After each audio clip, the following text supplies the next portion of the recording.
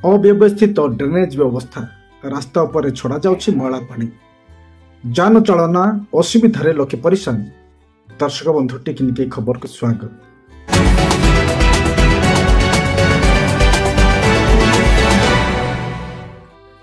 जी उदयगिरी गासा स्कूल निकट ए रास्तार छवि आपण देखुछंती। बड़ेना जुजिबा रास्तार एवं यात्री और गाड़ी चालक माने दुख कष्ट भोगुछंती। टांकीर मैला पानी आज रास्ता पर गड़ी जाउछि, जाफल रास्तार चारिपाख कादो मैलार भरी रही एवं रास्ता अत्यंत कदर्य अवस्था रही। जानवाहन जीवा मुस्किल हो पड़ी।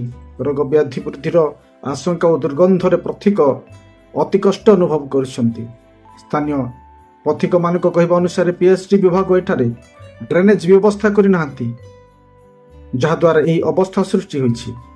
लोके दाबी करछन्ति जे तुरंत यही अंचल सठिक ड्रेनेज व्यवस्था हेउ और मैला पानी चली जावाई विकल्प व्यवस्था करा जाऊ।